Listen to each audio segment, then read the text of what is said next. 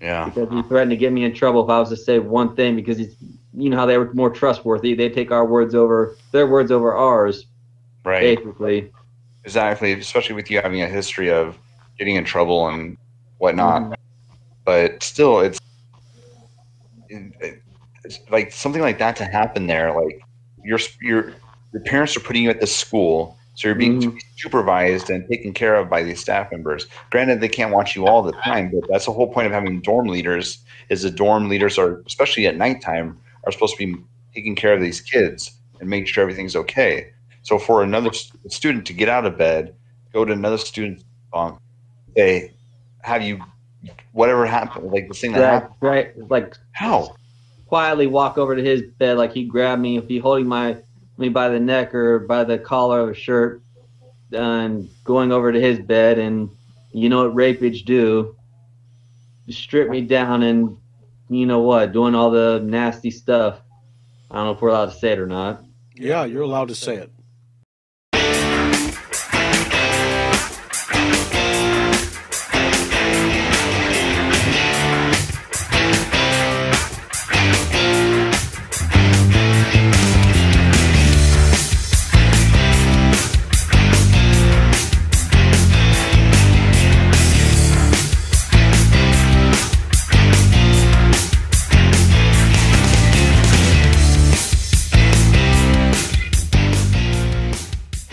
Okay, we're good. I'm back. All right. Hello, everybody. Welcome to the Hammer Podcast. Today is January 3rd, 2021. Happy New Year to everybody.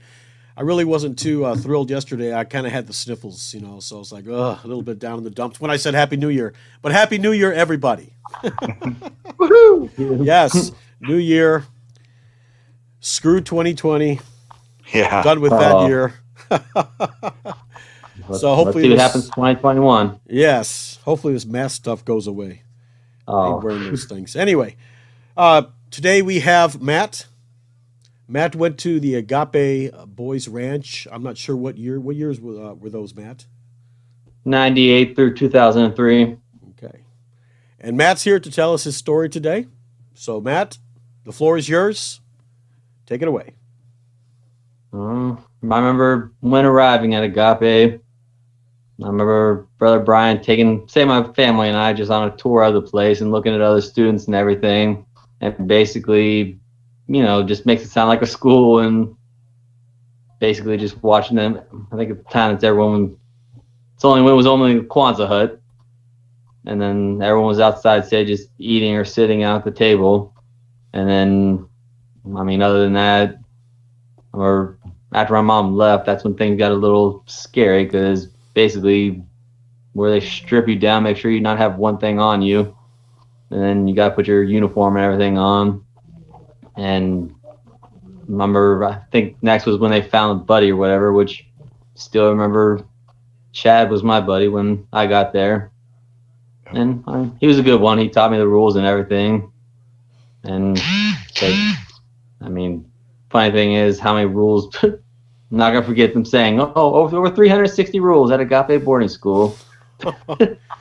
And every day seemed like more and more, just stacking, and always blaming past students for each rule, just like, laws, basically. But to me, it seemed more like stuck in the military prison or something by everything we went through. And it was so rough. And I won't even forget myself for getting kicked out of boot camp when it was going on, just because I was athletic and everything, but didn't expect to have to do 500 push-ups or sit-ups, leg lifts, you name it. Right. And how did your mom find out about this place? She said a friend told her, and that they sent their child there. I'm not sure. I'm sure she can't remember the name because she no longer talks to him, but whatever her son's name was probably was there about before James was there. Okay. Before that, I was sent to a lot of the behavior, like Children's Hospital, like the ones that went to psychology and behavioral and everything. But when I left there, my mom was just ashamed because I went through she paid over $100,000 of psychology and everything that insurance wouldn't cover. And counselors are saying this place screwed his brain up and his memory from everything he'd been through.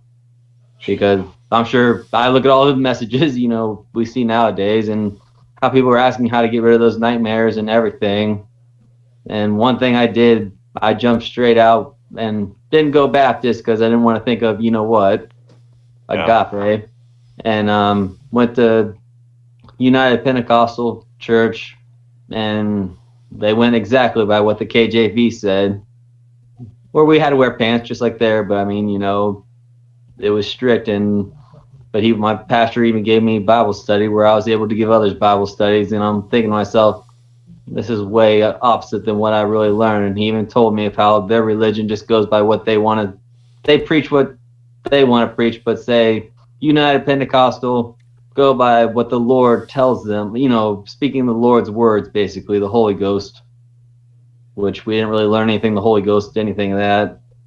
Honestly, it seems like all they ever preached about was sin and how we were being there for sin behavior, basically. Yeah, you're dirty and you're rotten and yeah, that kind of not thing. one student leaves here, they're always in jail or arrested, when I could honestly, not to be rude to them, but I like to spit in their face and just laugh and say, hey, you're looking at someone who's about to be a lawyer and got more knowledge than anything. And I had to go through a lot of public boarding schools afterwards because they're always like, why are you so quiet? Where I would just never talk. But I'm sure James probably, when you left there, were you quiet for a while or something? Yeah, same. Cool, because you're so used to not being able to talk at all, talk to anyone about anything, you know. And so, yeah. All my doctors want me, which I was gonna say, doctors are like, you should be a counselor and help all the disabled because you're not scared to tell the truth and nothing but the truth and share your disability. I even discriminate myself, say, like, remember my seizures, and I say, yes, yeah, I'm mental. I got epilepsy. They're like, that's amazing. You discriminate yourself. You're not scared to do that or anything. I'm like, honestly, it's just the truth. It doesn't hurt me because I have more knowledge than people believe. And just because you're mental doesn't mean you can't be a smart, knowledgeable one. There's cops out there. There's even, you know, top leaders that we've got in this country that even have a disability. Yeah, this guy would have, Jason, this guy would be having seizures at Agape. Like, literally be there as a child, you know, like under the care of the staff members, and just all of a sudden, like, would just have a seizure. And if, correct me if I'm wrong, Matt, but you said heat and stress are what set on your seizures. And because I remember you had quite a few of them while we were there. And so, like, be literally getting screamed at by a staff member or being punished or boot camp, and all of a sudden just having a seizure right there. And, like, there was no medical, there's no nothing, right? It was just, sometimes you're even, if I remember correctly, you're even being restrained while you're having, right? Yeah, and one thing that shocked me is I got some police fired for even restraining me because there's a law saying if someone goes into seizure, if you restrain them, you can end up breaking their arms. What it is, you'd be shocked whenever I left there. You know how all that works out we had to do. Yeah. My mom saw me pick 2 couches up over my head when I was in a seizure. You use more strength than you can use when you're not in one. Basically, you're using every bit of strength you have. And I still remember going to the last football camp I went to, did 360, bench pressed. And, I mean, I remember all the boys making fun of me saying, oh, you're just so nothing but bone and muscle because you got steroids in your seizure meds. That's even what the staff said. Were you allowed to take the meds, or did they take them away from you? I was allowed to, but James could even tell you how bad it was because I remember having to take them with no water, and you would see the size of these pills. You'd be shocked. And I remember that. James, why don't you tell him? I could still picture his face. Like, they would bring him up to the front of the dorm, and they would give him his meds there, and he would just, like, take them and have to put them all in his mouth, fill his hand, and then swallow them, no water. And he just had this, like, look on his face, like this FU look, and he just like, and like, you have to stick his tongue out, and then he'd be able to go get water. And it's like, I don't know why. I don't know why they just said give him a glass of water or take him down to the end of the, you know, the dorm to the sink so he can. I don't know. Did they ever explain that to you, Matt? Why they made you do that? oh, they think I don't want you to end up being a drug addict like all the other ones that, the students that were there for that, they think I'd hide it in my pocket and give it to other students. Oh, yeah. Yeah. Water's going to make you a drug addict, sure. Yeah. It's like they think I'm just going to spit the pills out and, like, give it to another student like I'm a drug dealer when I never did drugs in my entire life and still never have. Yeah. I've never seen anybody take any type of prescription or medication without drinking water with it because it'll get stuck. You know what I mean? Right. You could choke on it. And yeah. James probably saw me gag at times because of some of those pills. I mean, they're horse pills, huh? They go gigantic pills. Yeah. Well, the funny thing about it, guess what the main side effect is for seizure meds? Anxiety, stress, nervousness, depression, and nauseousness. Yes. Jeez. And that's what triggers your seizures, though.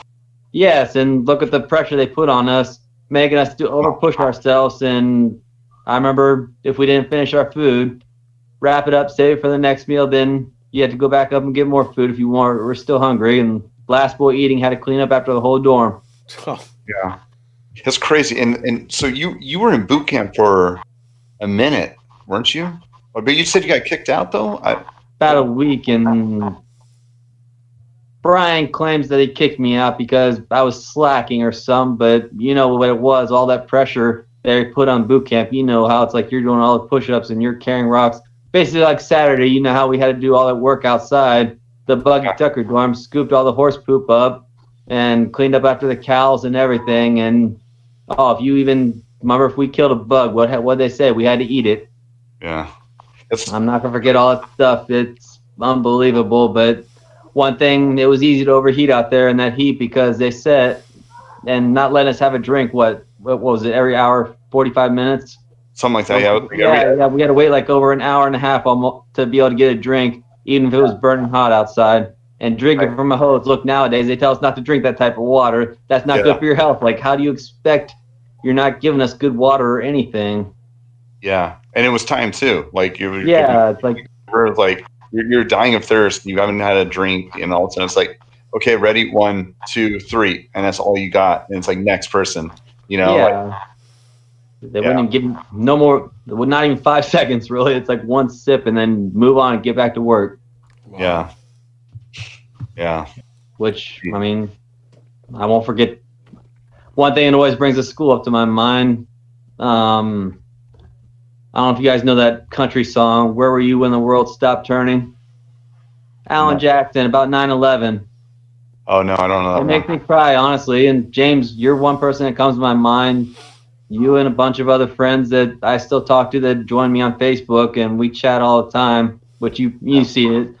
And makes me think of you guys because I was there, remember 9/11, and they pulled us out of school that day, brought us up there, had us watch, and apparently the boys that were from New York got to call to make sure their families weren't in that the towers when that happened.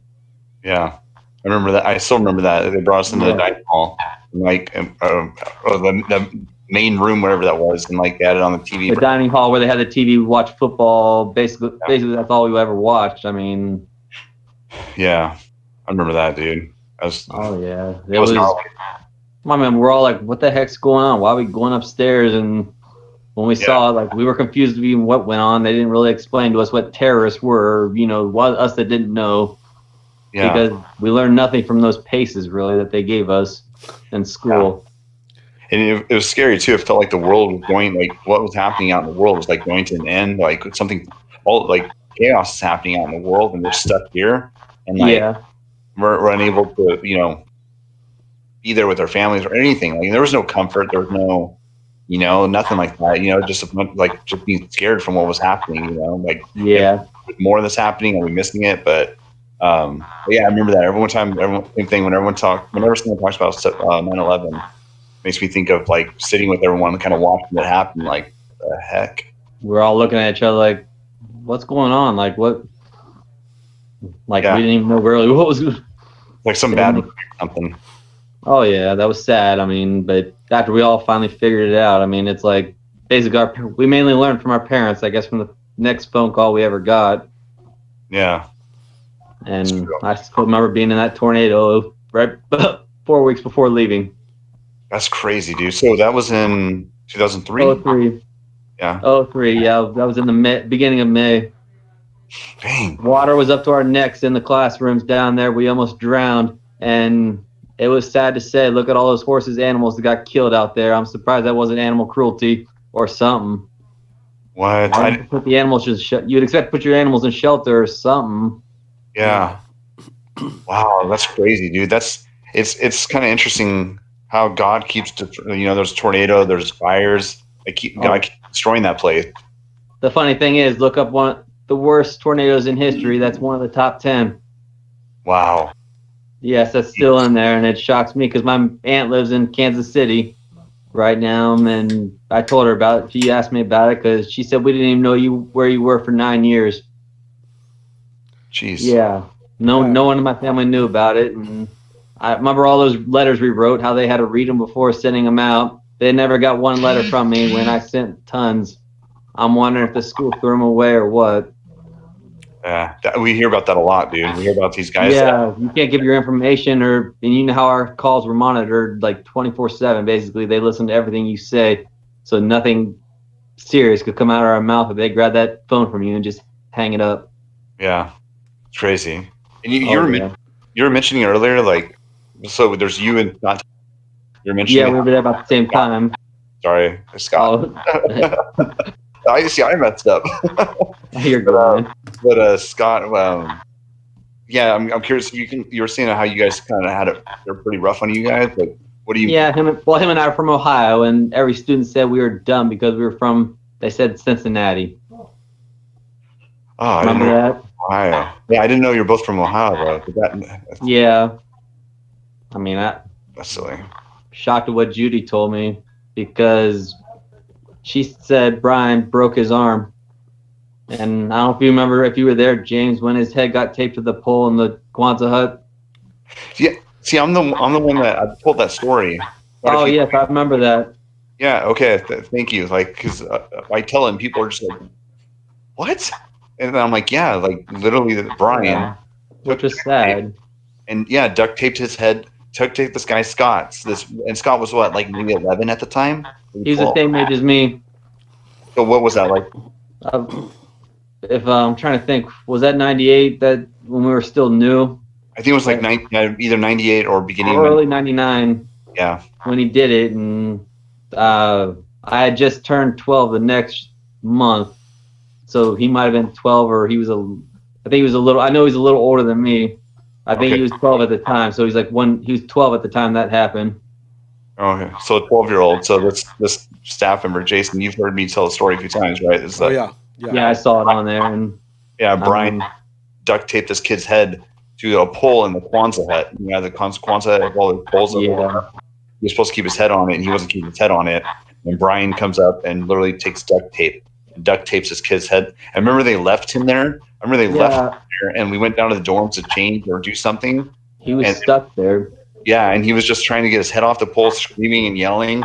It's like, this is a guy now. That's the same staff member that's running Agape now, right? I know, which scared me to death when I saw that, and I'm like, because Judy told me how Jim wasn't there anymore. I'm like, And then when finding out that he left, what was it, Trinity or whatever, yeah, and took over, and I thought Jim, you know how he lied. I mean, how they claimed that Jim was his father. Apparently, he wasn't. I guess he was a foster adoptive or whatever. That's what Judy or someone said to me. That wasn't his real son. That's very interesting. I know. I was going to say, I'm like, remember how we got told that his mom and dad ran the place? Yeah. He was the assistant director at the time when I got there, basically for, I think it was like a year or two. And then I think, was it 2000 he left? That sounds about right. Yeah, he left. Yeah. He was gone for about a year and a half before coming back. And then he came back right as I was going on to staff, roughly. Probably. Yeah, I remember him coming back a little bit, and he gave me the hard looks every time he saw me. And saw me still there, like, ooh, why are you even here? Like, he wanted to take me. Yeah. Oh, you mean he wanted you to go to Trinity? Yeah. Because why didn't they take you to Trinity? Unless I don't know why, if I was still too young at the time, or if he didn't want to take a chance because of how angry he got with me over my seizures. That makes no sense, Jason. Like it baffles. Like literally, they get mad at this guy because he would have seizures. Yeah, You know, and I remember they would.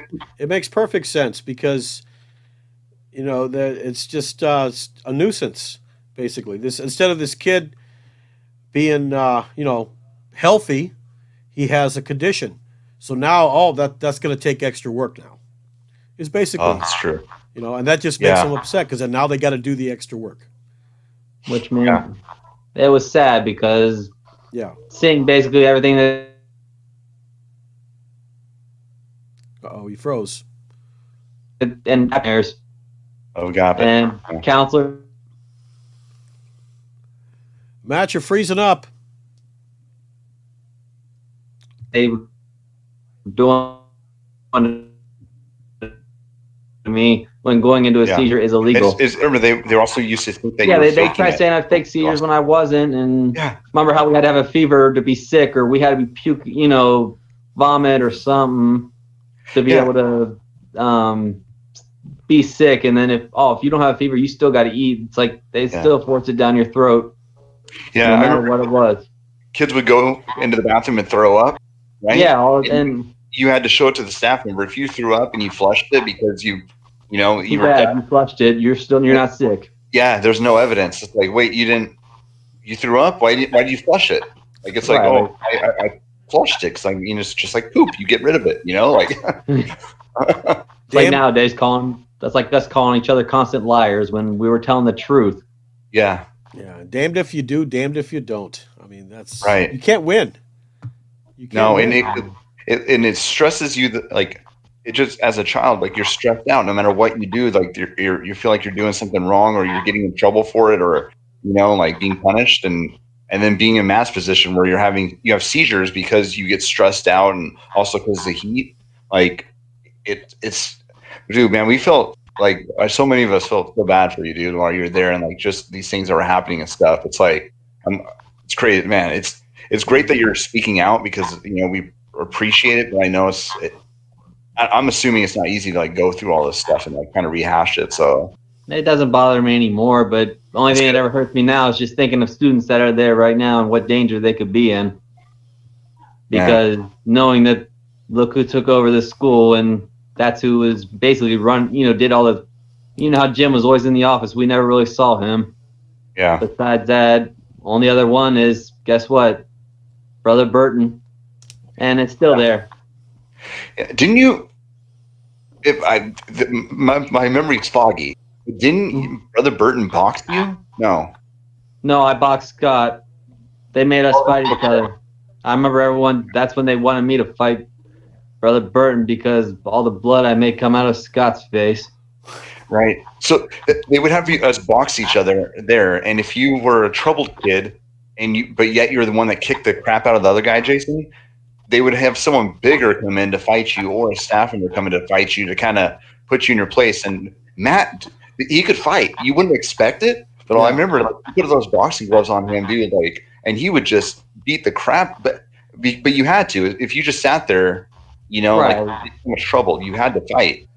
But, or if a staff would come up there, grab you, shove you into the wall or something. If you're not going to fight, get out there and fight. Like I said, that's just say you and I were trying to start a fight out on the street or something between two people. That's like you grab one person, I grab the other, fight each other right now, or else you're punished.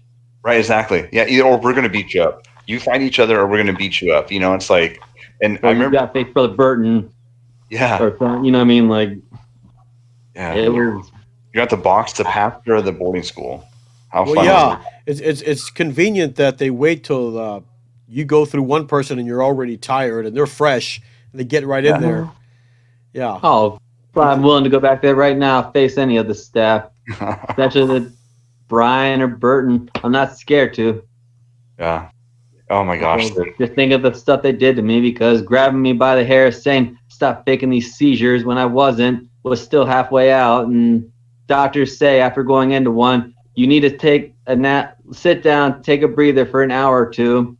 And basically what they did is would grab me, get back to work, get over there on the wall, or, yeah, either punished if I didn't get back up and get moving, because what it is when you're in a seizure, it's like, do you ever have anxiety attacks, James, like over some of the stuff that happened to us, Yeah, I have. Yeah. That's one thing, because I studied psychology, and they're like, you'd be a great counselor for the disabled and people that abuse or beat, or like, say if I was to work for a juvenile, be a juvenile counselor for some, teach them the right ways. Like, look, you don't want to be a juvenile. You don't realize, because you know how they said, honestly, even though Agape was just like juvenile. Yeah. Then they said, oh, we're nothing compared to juvenile. None of you could handle juvenile. Yeah. But the kids that were at juvie and have been to Agape, or guys that were at Agape and been to prison, they all say Agape is worse. Yes. Which, you know how they taught us, oh, no, it's just like prison. Juvenile is way worse. We treat you way nicer, and no, you don't. Yeah, I remember them saying that. Yeah, it's like, you know what? The next stop after this is juvie, and you're not going to survive it. It's like, man, like, send me there. Oh, yeah. I mean, even in juvie, they had, juvie or prison, they have water fountains that you could drink anytime you want to. Right. Wow. Yeah. Even when you're in the dorms, remember, Matt, even in the dorms, you weren't allowed to just go get water. You had to get permission from the bathroom guy. Like, go in and you're limited. And if you use the bathroom too much at nighttime, oh my God, I remember this. If you use the bathroom too much at nighttime, they would limit your water intake during the day to prevent you from getting up and having to use the restroom at night. Oh, definitely. It's like, you were like, what the heck? And remember being on Seuss, I had status, and having them have you take a shower with the curtain open, watch you shower. And so you don't kill yourself with a bar of soap or whatever else, like shampoo. Yeah, I was going to say, you know how there was limits of certain stuff we could only have and use. Yeah. And I remember all that stuff, and it was weird having to, even going potty with the door open in front of others.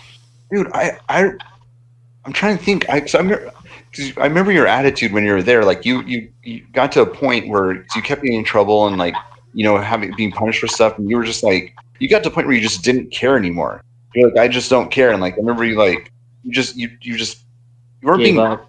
Yeah, you just gave up. You were just like, I don't care anymore. Like, and because they kept punishing you for everything, and like that, they really like let into you with that. When you just like you gave up and you just like didn't care. I mean, you wouldn't believe it. It made me want to cry. You saw me in tears probably most of the time, because I don't know how many times you saw them take me up to the office. Yeah. I broke more than 20 paddles, ping pong paddles, and then Brother Brian had to make a paddle more than 2 inches thick and drill holes through it. Yeah, so it's beat me with that thing. You put holes in it so that way there's less resistance. You swing faster. Yeah.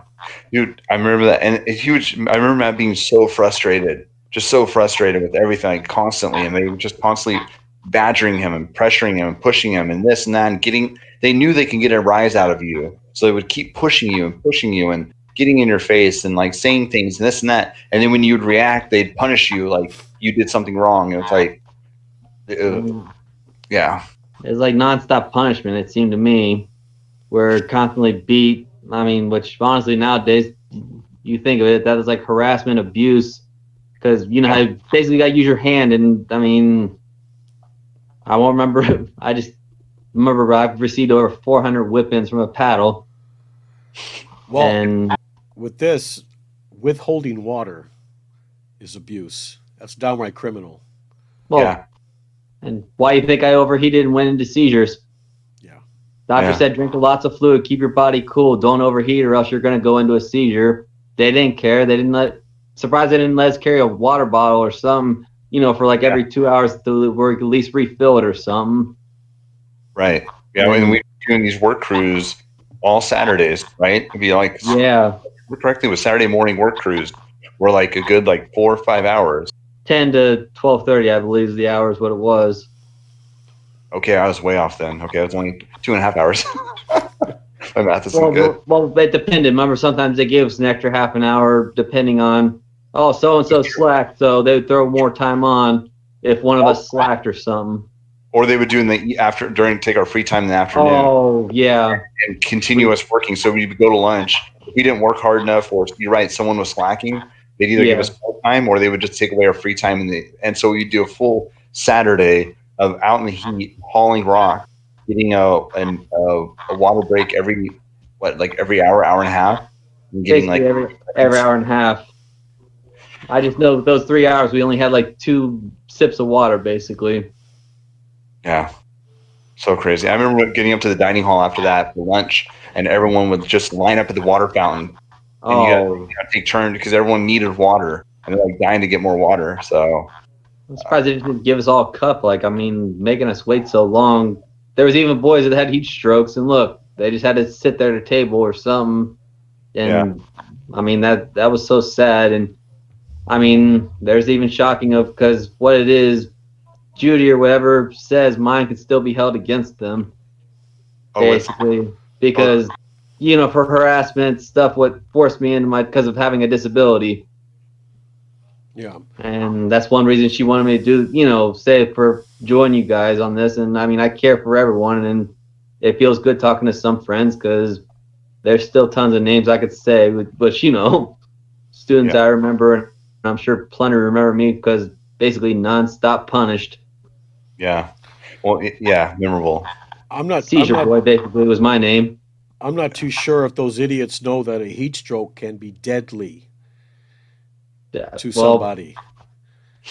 Yeah. Well, one thing I learned about my seizures, every seizure you have, basically, you can kill a brain cell just like a heat stroke. You're killing brain cells. And it's sad just thinking of, who knows how many rules there now, because how rules were just stacking more and more. When we left, there was 360, and that was more than 10 years ago. Right. It's like... it's crazy, man.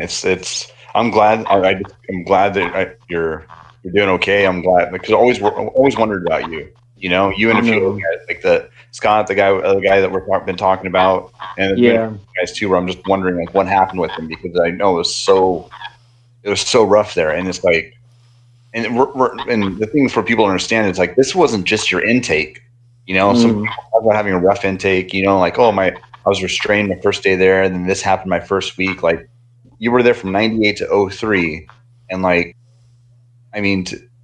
it's not, we're not talking about this was only the first 6 months it was bad, right? Look at all the time I had to do afterwards, and there's even times I went months without punishment and never got privileges or anything like others did because of my past. And it even got worse. I believe it was I'm trying to think, it was 01 when the incident, or no, I think it was 02 when that happened in Bucky Tucker dorm. Yeah, because I remember being in Bucky Tucker dorm for a minute, but I think that's when I was junior staff, and and then in 2001 is when I graduated in the summer. And then they moved me to I think Kyle's dorm, and they put me on staff. Yeah, and so I think this after I moved, it sounds like this thing that you've told me about. That's when that happened there, and I'm back again. Yeah. So what?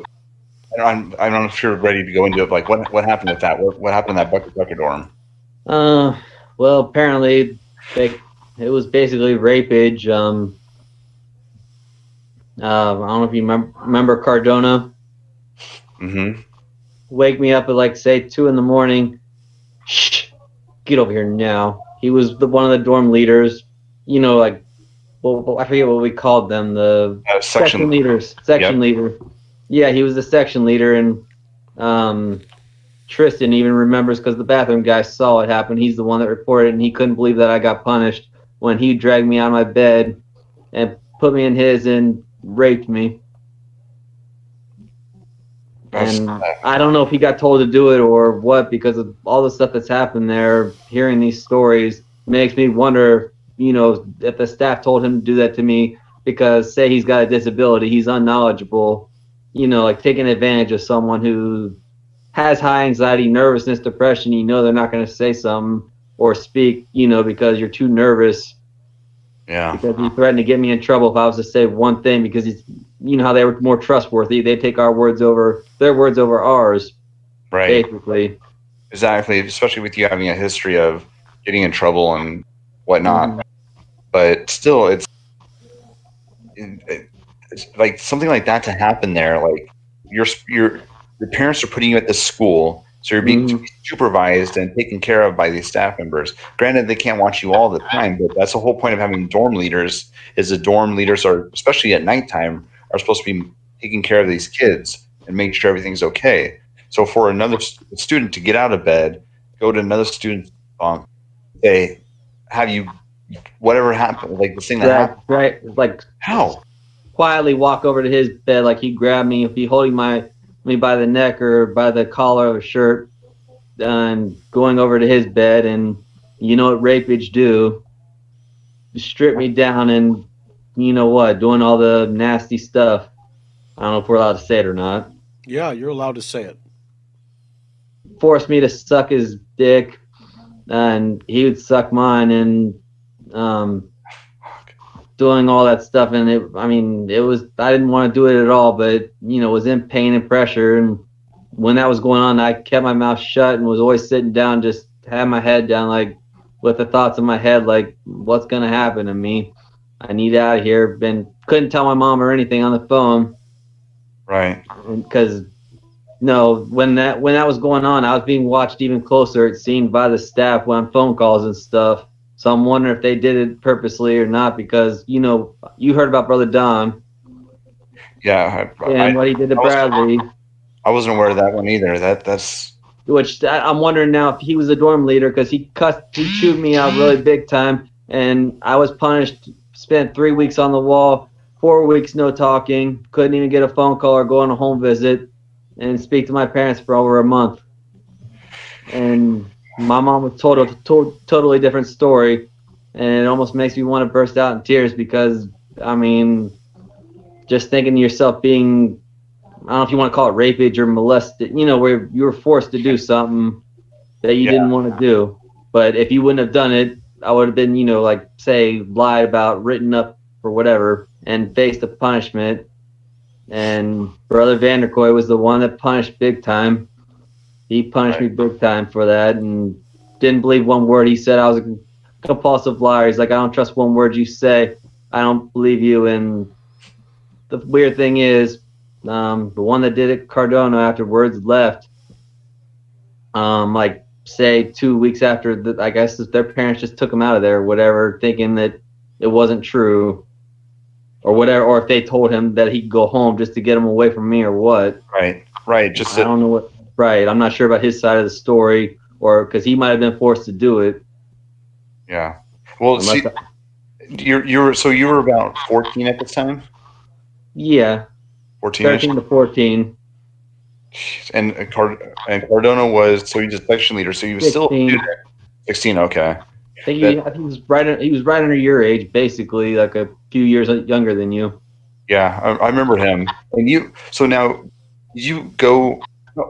It had to come out. Oh no, you said Tristan is one that actually. Yeah, Tristan was the bathroom guy. He went up, told Brother Don about it, and apparently wrote us both up, and that's when we got questioned by Brother Vanderkoy separately, and I shared the full story, the truth, how he woke me up. I don't know what Cardona said, but apparently that's when had to do 2.5 weeks on the wall basically, and was stuck on no talking for a long time. And his member's stay away status. Yeah, was that they moved me from, kicked me out of Bucky Tucker dorm, put me in Brother Lee's dorm. Rice was in that dormitory and had to sleep up front and be watched, and had a light on me, trying to sleep with a light in my eyes, basically. They should have called the cops, is what they should have done. Yeah, and being so young, they don't teach you anything about that there, or basically.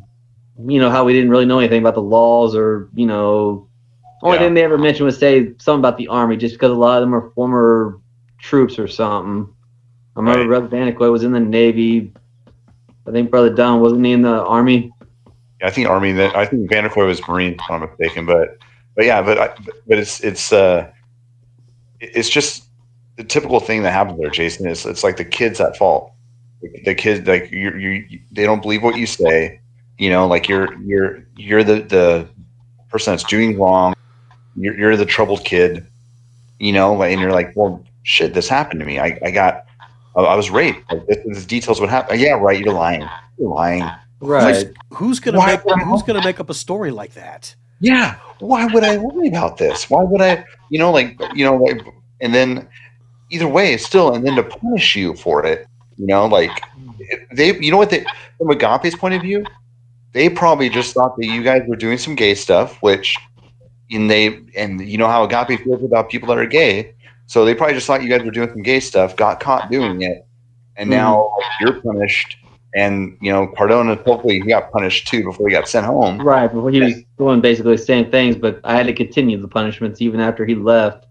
Yeah. And, which, I mean, I don't even know if they set it up purposely or if Cardona was even gay, because he didn't seem like it. You know how it was hard to even tell if any of us were. Like, I'm not gay. I know I'm not. And, I mean, because you know how we never physically did anything, or how we couldn't really even talk without someone monitoring a conversation. Yeah. Couldn't express yourself or be yourself, or they wouldn't even let you say if you were, like, they wouldn't let boys say if they were gay or not, or because remember, you couldn't even talk about girls or anything. So it was like, who's what? We don't know who's what, basically. You weren't even, remember, didn't they say we weren't even allowed talking really what we were there for? Yeah, no, you could not share why you were there. That's no one's ever talked about. Yeah, we could not talk about that when we were there, Jason. We could not say why we got sent there, what we were doing before we got sent there. Like, that was like, you couldn't go into detail about it. So if you were gay or bisexual or nothing like that, that definitely was not something you could talk about. Oh, definitely. Yeah. That word spreads around. You are shunned. Well, yeah, as we see like I said, I'm assuming from Agape's point of view, even though that's the thing that I think people don't understand when they listen to this, even though from you're saying I got molested, I got raped by this other student, but then from Agape's point of view, they just see some gay stuff happening. Like a make out or something, like they just take it like we were just both wanting it or whatever, even if I said that wasn't true, and just basically calling me a liar. They wanted to go by their own words and not our words. They didn't want to listen to what we said. Remember, I don't know if you remember, James, how we would get in trouble. Let's just say you saw me talking to someone without, someone monitoring, or just, let's say we even looked at each other or tried a certain way. They count that communication or whatever. You'd be punished for that. Yeah. Yeah, he's right. Like, if you were caught, like, say a staff member saw Matt looking at another, like, say he was a new kid and he's looking across the dining hall in the direction of another new kid, even though Matt's looking at the flags on the wall, if the staff member thinks he's looking at him or someone else thinks they're looking, they can go tell the staff member, hey, Matt's looking at this other new kid. And Matt's like, no, I wasn't. They don't care. They don't care what Matt has to say. Your word against theirs, Yeah. It's not guilty until proven innocent. It's just guilty. Yeah. Basically, I was going to say, being there the whole time, it seems like we were nothing but guilty until you became staff, or else you graduated or you left. Because one thing my mom said, she's like, one thing that really hit her was she saw how it was way different when going home on home visits. And I don't know if you remember Brother Bill. Yeah, I remember him. He would give me big hugs, and he said, I'm sorry for what you go through, buddy. He said, you don't deserve to be going through this. And he almost wanted to cry every time he saw me get on an airplane and get to go home, and wanted to cry seeing me coming off an airplane, coming back to the school. Yeah. Because that's one person I'm not going to forget. He really had a heart for all of us, and he couldn't believe what was going on. And it was sad because Brother Bill was such an open heart. He was like a father almost to all of us, because he really showed care. And that was a true Christian, I think. And you remember, were you there when Brother Lenz was? Oh yeah, brother. Yeah, what we call him. Yeah, Brother Leo. Yeah. Oh, remember how who's better than who? Thought he knew everything about sports. Basically lied to us. Yeah. Oh my gosh, that guy. Judy even knows him, so I don't know if he had something to do with it, because I remember he was an evangelist, but it's like, how are you an evangelist and look how you're acting for? You wouldn't expect an evangelist to be like that. Yeah, he's this guy, this Brother Leo dude. At least when we were there, came in and he's a big dude, Jason. 6'4", basically. Yeah, and he was just so hot tempered, and he thought he was like the best like basketball player, and he would get so. That's another thing. Like him and Brian, Oh, the other guys, when they would play basketball right with us students, they would be so rough with us, dude. They were like throwing elbows at us and like bumping us and hitting us over and doing stuff like it was like their chance to get physical with us like in a competitive nature and like it'd be okay and like. But you can, if you remember, if you did anything back to them, if you pushed them back, or if you hit them back, you're, oh man, push-ups. What are you doing? You can't do that to me. Physical. You can't do that in basketball. It's a foul. And you can look at it nowadays. You see like how Shaq did all the dunks, and even LeBron. Look at the stuff they do. It's like how you could dunk on top of someone, you could still bump into them. That's not a foul, and they'd act like we're being rough purposely or just trying to get too aggressive or something. And nowadays it's like playing sports. When I left there, they're like, you're very aggressive. They said, get out there and be aggressive. Yeah, right. It's like we weren't allowed to be aggressive there. How can we be a real athlete? The staff were allowed to be aggressive though with us when we were playing sports with them. I remember that. I remember getting in trouble for volleyball. Remember that? I got in trouble for jumping and spiking the ball too hard. Oh, really? Yeah. Just trying to score and win. I mean, it's like you had to play their way, basically their rules and by the way they say, or else that wasn't a real athlete. And Brother Leo think he was the number one when, I mean, it was drama. He obviously hated to lose. Yeah. Yeah. Well, and I think. Well, go ahead. I was going to say that brings up an interesting point too, because it's like they anything that humiliated the staff or knocked their ego or their self-esteem from a student, that was punishable. Like that was a action. Like even if you didn't mean to, even if you say they go to spike the ball and playing volleyball and you block it, you jump up and block it and like it fall, and everyone's like, oh, you touch the net or something. Right, or you get in trouble for that. It's like, why'd you do that? Or why'd you do that to me? Or what? It's like, and if it hit their ego, they had the right to punish you for that. Because their ego was hurt, and it's like bad sportsmanship or something. Right, so you had to walk around to make sure that you're not messing with their ego at all. But I still remember your attitude, dude. I still remember your attitude. Like you just didn't care. Like you didn't take that into consideration. He wasn't sitting there kind of like walking on eggshells around these guys. He just didn't care. Like I remember so many times where they were getting in his face with stuff for something that was completely irrelevant and pointless to be like trying to get at him with, and he would just stand his ground and like just breathing and standing his ground, and they did not like that. That's why you got spanked as much as you did there, Right, which I was known because I had the most paddles, I think, by anyone in history. Yeah, it's crazy. That's why Brother Burton didn't like me, because he whipped me more than anyone can imagine. And even, you wouldn't believe it, but Brian took all his anger out on that paddle in my rear when he would do it. Because remember, if Brother Burton's didn't work, Brother Brian was next. If not, remember Brother Vanicoy had the longer arms, and he would really swing that thing as hard as he possibly could. And I got whipped over 20 times over the incident that happened in the dorm that we were just talking about. And so you got spanked too? Yes. I don't know if Cardona did or not. You got spanked? So much they gave me. I couldn't believe it. And then on top of that, it's almost like basically like shaming him in a way. They put him in another dorm, in the front bunk of the dorm with the light on him, so they can keep an eye on him all the time at night, as though like he's a culprit in this thing, to make sure that he doesn't go jump in bed with another guy, like. Oh my goodness! And just remember all the ones that were on suicide status, eating with your hands, having to wear a robe basically besides a shirt, and no tongue shoes. And I remember how those things would fall off easy. You have to walk gravel or whatever. Yeah. Hurry up, get in line, and you took your eyes off the back of the head of the person in front of you. Get down, give me 25 right now. You be chewed out in no time. That's right. The old air agapes. Yep. Mm-hmm. Yeah. Yeah, the air agapes. those things were so hard to walk in, dude. Like, it was worse than the military. It seems stricter. I want to say they were given to me at one point in time.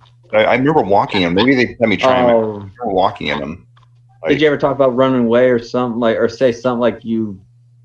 Because I remember suicide status, people that attempt or said they were going to run away or something like that. That's when they would put them on that. And remember, it was sad seeing some having to eat, no matter if it was like mashed potatoes or whatever, with your fingers. Yeah. You had to eat your food. You couldn't use any silverware. And I mean, yeah, and you had to be watched taking showers. You had to be watched going to the bathroom. You had to be basically on. It's like being on watch 24/7.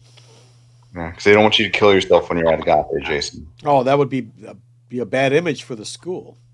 Yeah, well, no, it's because they care so much. I mean, it's because they care for you. They don't want you to die. Sorry, my mistake. Surprised they care for us when stuff they made us do. It's like. You call it Christians, it's like, yeah, are you sure this Christianity? When to me, basically everything they did to us was a sin. That's like in the real Bible. Matt, that's not Christianity. They are not Christians. I know, which I was going to say, being a real Christian right now as I am today, looking back just breaks my heart seeing what they're being taught, because one thing just makes me want to do, go out there and speak the truth, since I took a real Bible study. But I guarantee you they wouldn't let me back on that property. Yeah, to speak the truth. And the truth of the Bible, the Holy Ghost.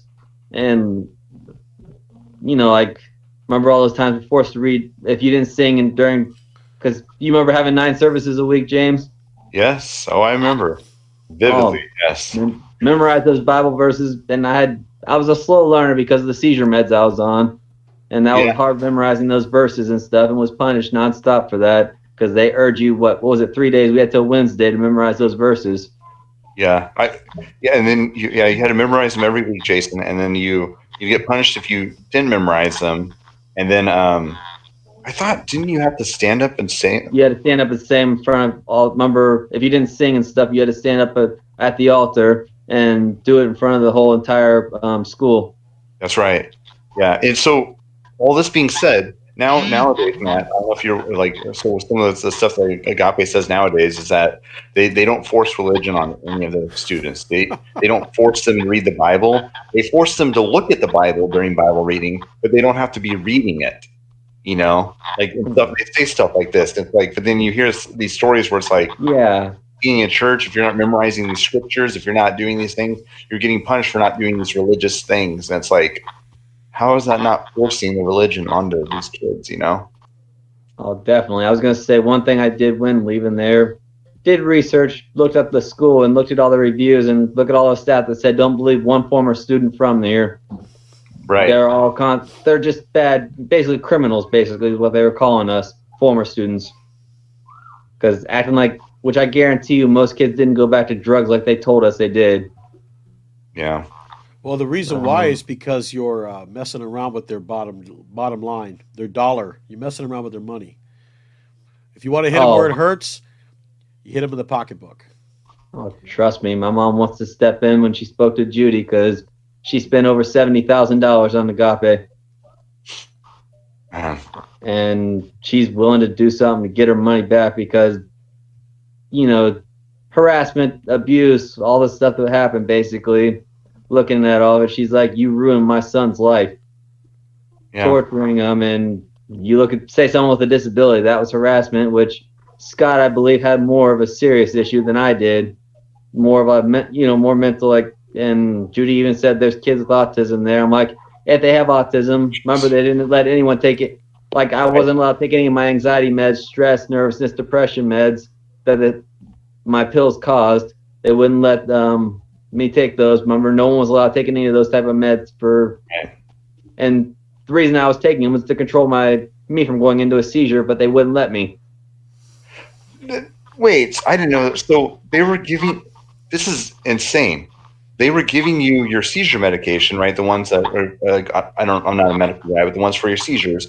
But then seizure medication causes you to have anxiety, like all these things that could potentially trigger a seizure. So then they had there's other medicine that was taking care of like the anxiety and stuff like that. That was supposed to help you prevent these procedures were happening. Right. And they were feeding you. I didn't know that. They took me off of those. They wouldn't let me have them, basically. And you were having thing, right? You remember how Brother? I forget who the other staff was before Brother Bill was. Remember the doctor's appointments? People went to the doctor. I went a lot. Remember for my seizures, and I remember when Brother Bill was taking me. They always had a talk with him before taking me, and wasn't allowed to say one thing. But the doctor would ask me, "Are you drinking enough water? Are you drinking? You need anxiety." He's like, he didn't know what to do because anxiety is what's throwing you into this. Right. He said, you look like you got a lot in your mind that you're not saying. That something you're holding something back. But you know how we couldn't say it to the doctors. Right. Because a staff member sitting there with you. It's not like two staff were in there monitoring the whole thing. Where if you said one thing, you were punished, and basically we couldn't tell the doctor, like, say I was going to tell them how I couldn't get enough water, or right, dehydrated, basically, and or how I can mention anything about stress, anxiety, because they're like, "Are you okay? Are you depressed?" I'll be like, if I looked up at the staff, they give it a look like, "What? You know what to say." Like, that serious look where if you say something wrong, you're punished in no time. Well, not something wrong. If you told the truth, something that, religion is supposed to hammer into you. Tell the truth. Tell the truth. Right. They're telling you to lie. To the complete opposite of what religion stands for. That's a good point. Right, which that's one thing I've missed about Brother Bill, because he wanted to say something, but I could see him holding it in just because I don't know if he was ever threatened or what. You don't know what happened behind, the other staff's back. I don't know if it happened to you, James. Did they ever remember those meetings on Sunday? The staff meetings where they'd have the staff together? Mm-hmm. I'm trying to think. They would tell us something, but I don't really remember what they would talk about in them. That's so weird. I totally forgot about that. I remember anything that they ever talked about in those staff meetings. I can't think of anything off the top of my head. To be honest with you, my time as a staff member there, like, the weird thing is, like, it's a blur, dude. I just had a guy on Facebook hit me up, and he's like, "Yeah, I got there when I was in your dorm when I was a student. I got there last few months as a staff member there." I'm like, "Shoot, I don't remember you, bro." Like, it's sad, but you remember Brother O'Brien? Well, Brother O'Brien? I think he's on the group. He is. He remembers me, and he's like, "I can't believe you were there so young." He remembers everything, and he's like, "You went through way too much," just like your words. Like he saw way too much happen that shouldn't have happened. Yeah, exactly. It's just crazy. Like, maybe you already said this. Like, how did you get out of Agape? Did you graduate? Like, what got you out of there? Huh? My mom was noticing every time I came on a home visit, I was doing very good and not misbehaving and, just obeying. And she was thinking to herself, like, why are they kept telling her that I've not changed any. Really? Giving her basically the same response. I don't know who it was, if you remember. I don't know if it was Brother Vanderkoy who gave the result. I think he was one of them. I think it was between him and whoever the principal was. Burton. Yeah, so I think it was between Burton and Vanderkoy. Yeah, it was between them. Vanderkoy was like more about the behavior and how the students were doing all, and then Burton was school. Was school, basically. One did the following how we were doing, and know how it was hard doing schoolwork when you didn't have teaching you how to do it or even asking for help. I mean, and how many times did we get accused, James, of cheating? Remember Brother Groves? Yeah. All the punishments, and you had to remember. I had to remember. You won't believe it, but I don't know if you were there, James, when I had to do Psalms 119. They've made you do it? Oh my goodness. Yes. Said I think they believed I cheated in the whole entire pace. Everything was wrong. I had to memorize the Bible verse. I had to memorize the whole entire chapter of Psalms 119. Oh, if I remember correctly, Psalms 119. That's super long. It's the longest chapter. That's the longest chapter in the Bible. Yeah. And kids would remember, like, if you got rewarded. Yes, if you memorize this, Jason, at Psalms 119, you could stand up at church service or something and quote Yeah. the whole thing, you'd get rewarded by the school. But so they gave you scripture memorization as a punishment. Mm-hmm. Well, if you cheated or whatever, and not, you know how we had to go grade our own stuff basically, and apparently he says I cheated on the whole thing. It's like, no, I didn't. I didn't take it back to the you know, how'd I copy? How would I copy and do this? Yeah. Well, that's another thing. Like, once again, Jason, it's up to the staff's discretion on the cheating or not there. It's like you're cheating. Like, well, and that's it. Enough said. Enough said. You're cheating. That's it. You were cheating. Right. Like, I don't care what you say. I don't believe you. You're, you know, like you're here for behavior or whatever. They'd act like we're always telling a lie or something. They wouldn't believe the truth, even if we were telling the truth. It's like we were called nothing but compulsive liars. Yeah. Yeah. Basically, in this school, we're God here. Basically. Yeah. Tell the truth, nothing but the truth. You look nowadays, court, you hold your hand to that Bible, you tell the truth, nothing but the truth. And to me, it's like, how's that a Christian school? The staff are lying to the students, you know, like over this stuff that happened to all of us. And it's like, we're being accused, and which I was going to say, even tons of students are now joining, even messaging me like crazy. I've got tons of friend requests ever since joining that home, you know, the page. Yeah. And they're like, I can't believe what, just like your story, you can't believe what happened to me. Yeah. And they're like, you've really changed. Where, I mean, everyone nowadays just says I'm such a confident person, you know, where, I mean, nothing like I was that when I was first there, because basically I was there for behavioral, because my dad died when I was 2. Counselors said, you're having trouble because you lost your father as a baby, and that's why you're having bad memories and behavior problems. And that's one reason, if I'd ever cry or something, I was thinking of my dad at times, and remember we would get in trouble for that or something. Remember? Yeah. You couldn't be emotional. A little baby, like, you get up, you be punished, you don't stop crying, you're going to be on the wall. Yeah. Writing you up. And you know how real Christians, like, you even cry, like, say, singing songs or show, you know, receiving the Holy Ghost. It's like, look, you can't even have any tears, or else you're called a baby and punished. Yeah. Yeah. I mean, you'd be allowed to cry in church. That's the thing that was interesting. That was about the only time. Yeah. If they told a very emotional story in church, Jason, or a very compelling message in church, and you felt moved to cry or go up to the altar, I think they called it, the front steps. Yeah. You know, you could get up and go to the front altar afterwards and, like, kind of pray to God or dedicate your life to Christ or do something like that. And if you're crying for that, that was okay. But if your parent died and you're crying because of that, it's like, that's not allowed. What a bunch of sadistic assholes. Sorry. Yeah. Just right. It's even sadder nowadays, because Judy told me there's ones with autism there that probably can't even, now that how she hears how I couldn't take my anxiety meds and stuff like that. Remember, nothing unless it was a mental disorder, which they don't, you know how that's autism causes behavior problems.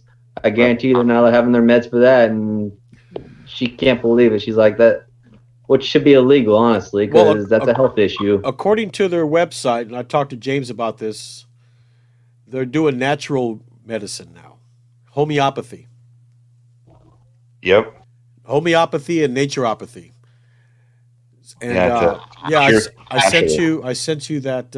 Well, you saw it on. I think I sent it to you. You looked it up. Metachlorium, Metarinum.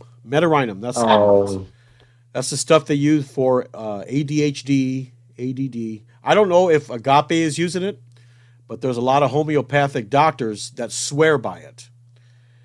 And this stuff, the active ingredient, I kid you not, the active ingredient is the discharge from gonorrhea-infected people.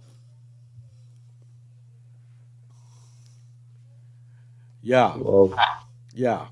This is going in these natural medicines.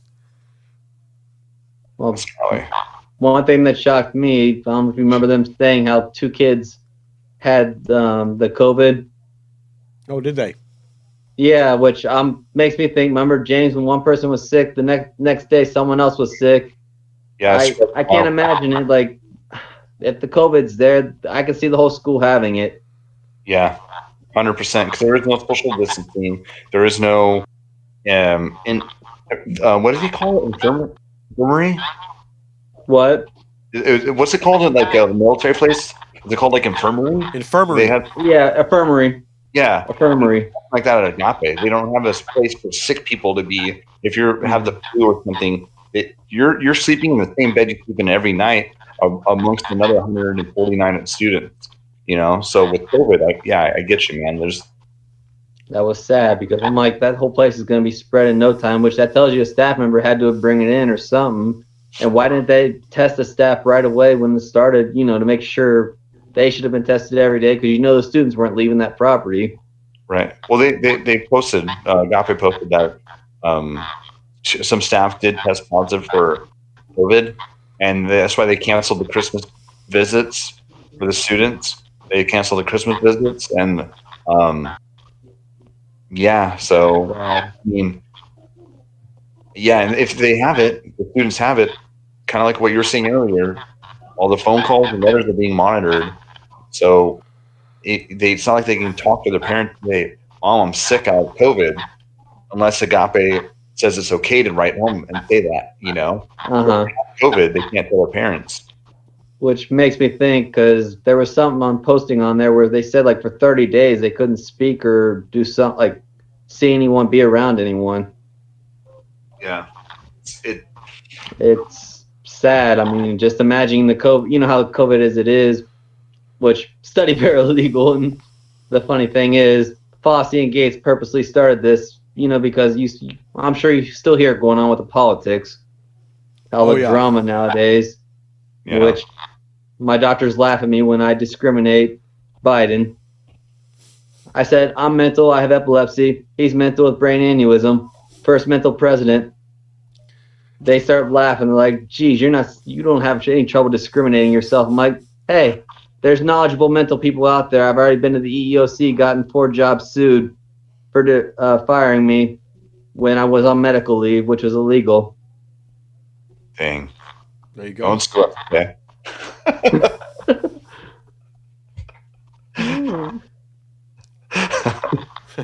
Dang, that's crazy, dude. I keep saying it over and over again. I'm just glad you're doing well now, man. It makes me so happy. Like, it's so good getting back in contact with you. Well, it's good to be in contact with you. You know how we couldn't give each other any information of where we lived or phone numbers or anything. It's like, just imagine if we were living there all our lives. Like some of them, I mean, even though being there so long, it's like, I wonder how so-and-so is doing. Like, I don't know if you remember Delphi, Sweet, all of them, Palmer. Dude, I know. I was actually talking the other day on Facebook too. Like, we hung out one time outside of Agape, and it was cool. Like, we kicked it and stuff like that. But that was like, I mean, I'm 37 now. I think I was like around like 24, 25 years old when we did that.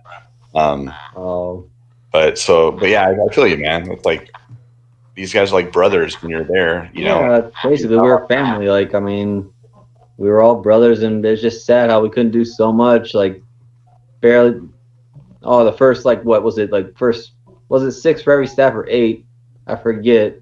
Like, let's say they say we want to go outside, have fun. Let's just say 2 staff were going out. Usually Brother Bill and I think it was Brother Burton sometimes, and sometimes forget Brother Lee would sometimes go out, and usually it was like the first 8 to 16 in line got to go out. Others didn't get to. I totally forgot about that.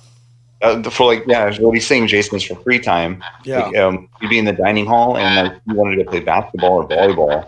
They'd be like, hey, you know, Brother Vandercoy or one of the staff members could go to the door and say, volleyball, line up. You know, and like in the first, like, say 10 kids in line or whatever, were the only ones that were able to go play volleyball. They're only allowed so many students per staff member to be alone. And depending on your seniority there, like, you can have more than that number. But I totally forgot about that. Yeah. Yeah. I mean, I can't remember all the dorm leaders. I remember Brother Lee was mainly mine when I got moved to the big dorm after Brother Don. Yeah. And I heard what he did to a student. I don't know if you heard about it. Did Judy tell you? He put a student's head through the wall. Wait. So, were you there? I think I remember that. I remember someone's head going through a wall and there being a hole in the wall afterward. She asked if that was me. I was like, no, it wasn't me. I don't know who that was. That's crazy. That's freaking Brother Lee, man. That guy. You know what's interesting though?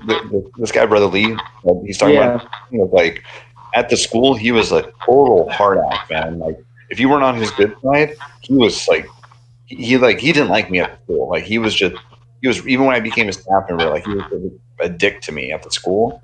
I've hung out with him outside of Agape. Like this has been once again like years ago, my 20th.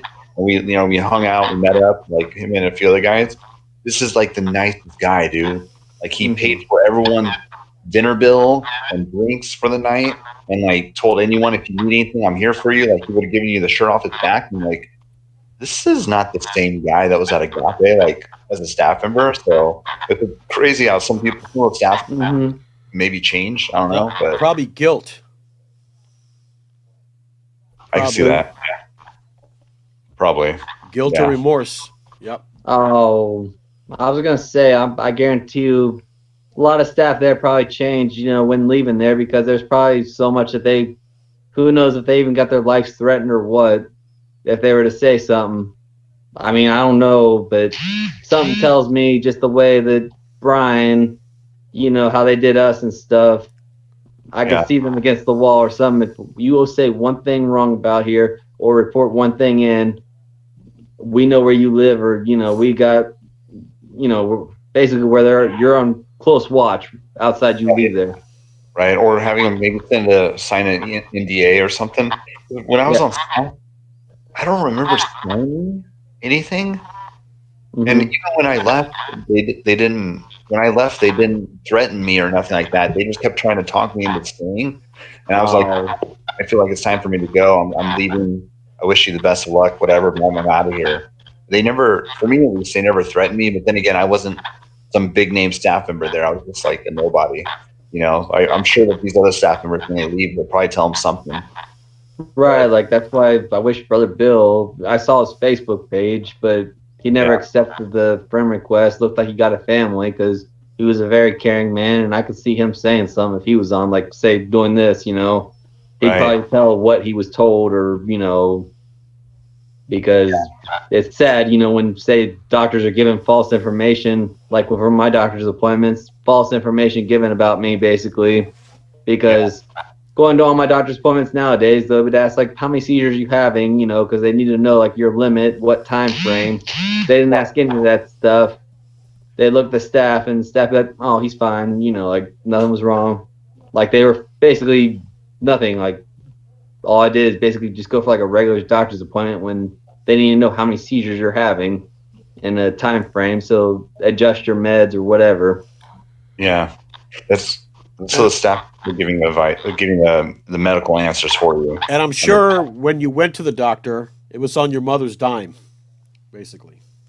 Basically, I mean, which, I mean, she was shocked not to see, because she was noticing nothing was changing, basically, on the meds, and that's why she's like, figured to get me out of there, get me to the right doctor, because she knew something wasn't going right. And being told the same thing when seeing difference in me when coming on home visits. And I mean, being such a good boy at home, and I mean, because you're not surrounded by, I don't know if you want to call it drama, threat, basically like a nightmare is where you're stuck being there. But being outside that nightmare, you just got a smile on your face and happy. Like, let's just imagine, say you're free from jail. Right. Yeah. Jeez. I mean, it was rough. I mean, but there's times memories come back to my head. But I mean, I don't have nightmares like I used to, because got 3 kids now, and kids come first. Yeah, 3 daughters. What? Good for you, bro. I didn't know that. Oh, dang, that's cool. How old are they? Oldest is 6. Second one's 4, and my youngest is 1.5 years. Dang, dude. Props. Dang, having kids, man, that's a big step in life. Oh, even my in-laws tell me, you're so confident, and you show no aggression or any anything wrong towards my kids. You don't beat them or anything. You just take privileges away, like say their toys or something, for discipline. Right. Just basically not using anything I learned from Agape. Right. I mean, so you're telling me that after everything you went through at Agape, if your oldest was acting up, you wouldn't send her to a boarding school? No, definitely not. That was more of a joke. Knowing what I've been through, it's like I've got a good. Basically, we're an influence for children. Like, I mean, how staff were supposed to be an influence for us there, but them showing all that aggression and seemed like oppression constantly to us, and acting like we're soldiers in the military. If you were slacking up doing push-ups outside in that sand, your face would be pushed in that sand, basically. Yeah. Dang. Well, they did give you an impression. They were basically showing you who not to be. Yeah. Basically. An example of what not to be. Yes. Yeah. Yes. And to all the people out there watching, you want to send your kids to this school, shame on you. Shame on you. Right. Which was good to hear that remember we stopped someone from sending their child there. Yeah. Because they saw the information, which was good. And I mean, I just can't believe, I don't know how many students are there now, but it's just sad to think of how strict knowing Brian took over. Oh. I can't imagine how hard it is now. And I mean, everyone thought at the time when he was gone, Brother Burton, remember, was and Vandercoy were the mean ones, but basically now you imagine Brian there, that's nothing but anger, depression, and I don't know if you heard about the stories from what was his grandchild or someone in his family. I'm trying to think. Oh, the molestation? Yes. Yeah. That's why I'm wondering if that had something to do with my case, because there's other cases that have happened there. And that's one thing Judy's trying to figure out, because she said mine could still be held, because apparently abuse, I guess, I don't know if it's like after 10 years or something, it can't be any good or... Right. Statute of limitations. Yes, yeah. Yeah, to a certain amount of years, and I guess rape counts as can be held any time. Well, that varies on from state to state. Mm-hmm. So there's some states 5 years, some 10, some indefinitely. So I was gonna say, because I read about the school and what it is. I don't know what senator, but somehow that was the only one that didn't have any problem with what the Agape was doing to us. But remember, the other states they got kicked out of, that's when the Senate turned against them, kicked them out of state for the abuse. I mean, I don't know what you want to call it, James. What do you think all that stuff was? It's hard to believe what they even call it. Right. I mean, you would want to call it abuse, but then it gets looped into this behavior teaching or discipline. Like they'll say it's disciplinary, but being a parent, there's classes they're teaching us nowadays. Like how I told you, I'm not even beating my children or doing any of this. You just take their toys away, go sit in your room. It's time for bed. Focus on your school. And I mean, they do that. They listen to me very well, because I even shared the stories, and they hug me and cry because of hearing what Daddy's been through, and I don't want them going through a rough life, and I'm not doing a disciplinary like Agape disciplines. It's like there's way better, because even being a first time parent, you had to go through. I don't know if you guys had to do it in other states, like Every Child Succeeds, those little programs. But basically, how they teach you like how to do your child. They watch you for say the first 9 weeks to make sure you're doing the right thing, and that they teach you everything. And I was gonna say it's easy to just take the privilege, like toys away. Like you'll get it back later. Just sitting here, be quiet. I told you to be quiet, and let's just say you were up past bedtime. If you go to bed on time tonight, you can have your toy back. Well, I don't know what states those are, but when I had my 2 kids, it was my first 2, and no one ever showed me the ropes. I did it. You learned my first one, Kentucky and Ohio, basically. Mine were in Texas, so I'll say It's funny they don't have the whole thing all over the U.S. Just say like same country. I mean, so many different laws, different states, especially nowadays that Congress passed. Just imagine if there was kids that went there that was around medical marijuana. Watch, boom, they just count that agape probably say that's a drug.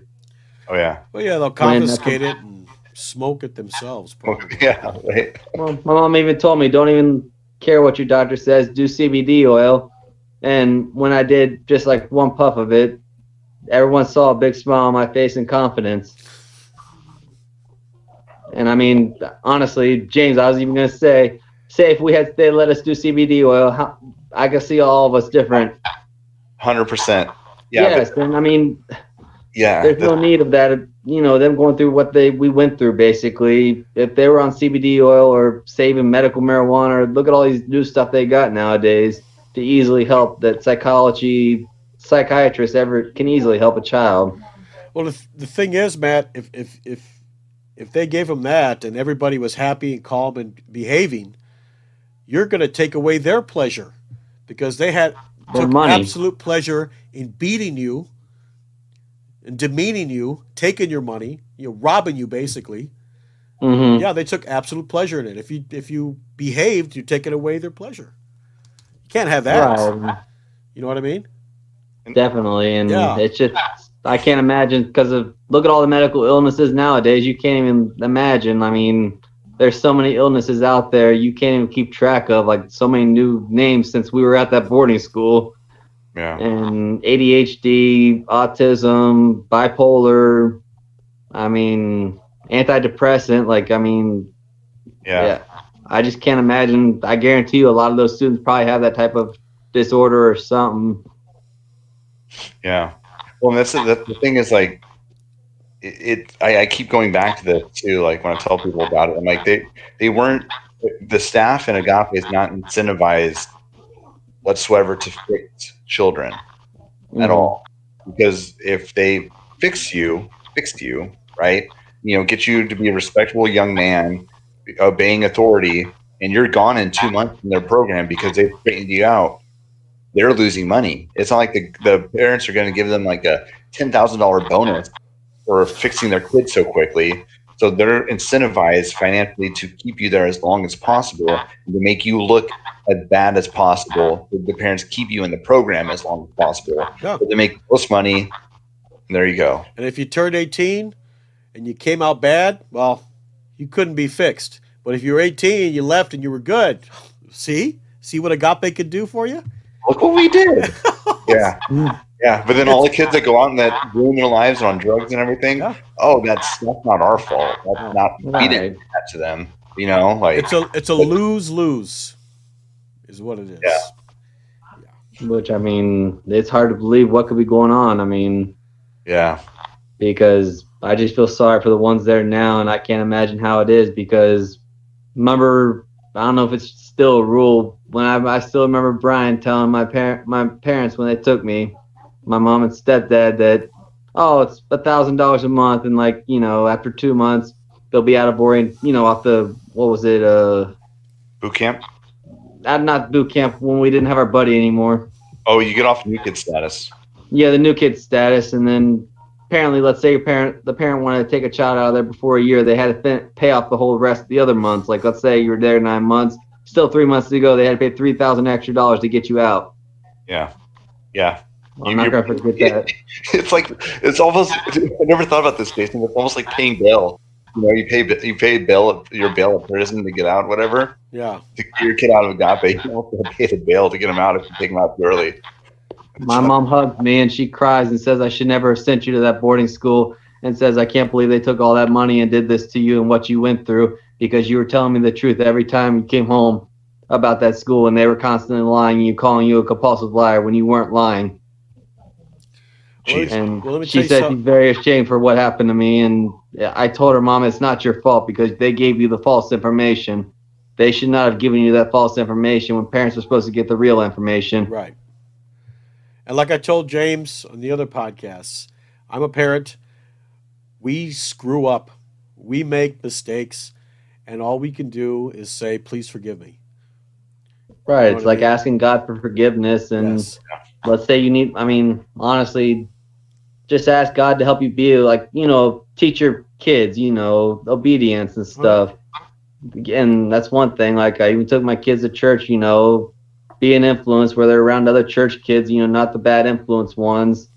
And I mean, I didn't give up on God, but I took the right path, and He led me to the right path to where following the footsteps of the Lord. Because I'm not going to forget Agape's preaching. Basically, same stuff, and was acting like we were criminals, basically. Fire and brimstone. Huh? Fire and brimstone. Exactly. Yeah. Which makes me think more of your Satan preaching at Agape, basically. You're stuck in burning in flames, your heart's on fire, and, not being with your family or seeing them. And I don't know if you remember, James, what was it? How many rules what pictures we couldn't have and stuff? Yeah. Parents, They controlled your photos, right? yeah. And I know some of the pictures of my girl cousin, because my family, my cousins are like my brothers and sisters, and some of the pictures of my girl cousin, because they're girls, they let me have those. So, right, I couldn't have a picture of my dad and my aunt and I. Yeah, it's like, who is this person? It's like, well, my aunt. I don't know. She's just a little risque. Like, okay, we're gonna keep this photo. Like, oh my God. Yeah, this is like ridiculous, and I don't know what I think. You're gonna look at the picture and think dirty thoughts or something. No, that's the Clemensons. I'm sorry, Jareth. That's Jareth. What am I saying? Yeah, he's on public record, so I can say his name. Yeah. There you go. Convicted felon. Yes. I bet. I mean, honestly, if let's just say the law was involved and they just say everything was on recording that's ever happened in history, I guarantee you there's so many that would go to jail for abuse. There's so much that could be held against them that's illegally happening. And it's so sad just thinking of what we went through. And I guarantee you it's even worse than what it was, because you know how rules were just stacking more and more and more. And knowing Brother Burton's and Brother Brian there basically running the place sounds even more dangerous than what it was before. Yeah, I know. It's like I can't wait to see somebody and talk to some of these people that come out more recently and just kind of hear this. Yeah. Hopefully, I just hope none of them are like your story. If you know what I mean. I hope none of that stuff keeps happening or has kept happening, and that it's like, because it's just stuff like it just irritates the hell out of me, dude. Oh, trust me, my mom would be shocked. Let's just say if there was a recording and they saw them restraining me going into a seizure or something, they could easily be charged for that, because there's a law against that. Cops can lose their jobs for restraining someone in a seizure. You're not supposed to touch someone. You're just supposed to make sure nothing dangerous is near them, like, say, a knife or something sharp where they could hit their head, or, you're supposed to make sure that nothing hits their head and they don't, right, get all hurt and stuff. Yeah. Dang, dude. I mean, basically, it seems like they're the ones that forced me into seizures because of all the pressure they put on us, chewing us out. And I remember even being grabbed by the hair. Quit faking these seizures, seizure boy. Well, and to what you said, again, to that point, them causing the seizures, once again, they were giving you the basic seizure medication, but the other medication for depression and for anxiety and stuff that you're supposed to be taking on top of that, saying again, they weren't giving you that because they didn't give that medicine to kids. So right, they wouldn't allow anything for behavioral. They don't believe in it. Right. I mean, which was sad, because just think of someone with autism or the bipolar. That's a disability where Social Security supplies them for having a disability. They should be taking that med for their disability, but apparently, I guess, not allowed to, since Agape don't believe in meds for behavior. Right. It's against their belief. Right, and in real church, they'll ask for the healing hand of God. Why didn't they ever teach us about that? Huh. No. I mean, they did do the pray the gay away thing. If a kid was gay, they'd try to pray the gay away. Oh, yeah. But But which I mean, nowadays you look at it, look at all the you know, I don't know if you remember when Obama was president, the bisexual bathrooms, all that stuff. Yeah.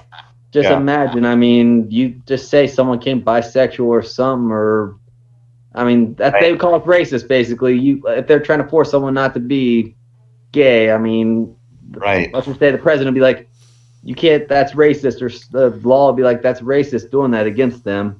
Let them be what they're wanting to be, basically. You're violating their rights, yes. Yeah, we give them the rights, I mean, which is sad, because I just can't imagine, especially the way the world is, you just see like how they show like a percentage of America that could be bisexual or gay. I mean, I was going to say, I care for them. It's just, you know, they count that as a sin, I mean, in the Bible. But, you know, it's like the Lord gives you your choice. You take your path, basically. Yeah. And it's just sad to imagine what Agape does to them. And, I mean, I can just see them grabbing him by the hair and be like, look, you act like a boy, you know. Yeah. Showing that aggression, like holding you by the neck or head.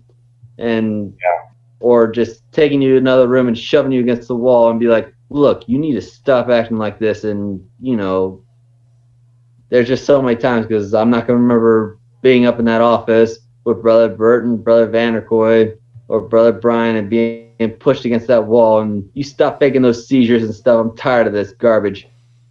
Yeah.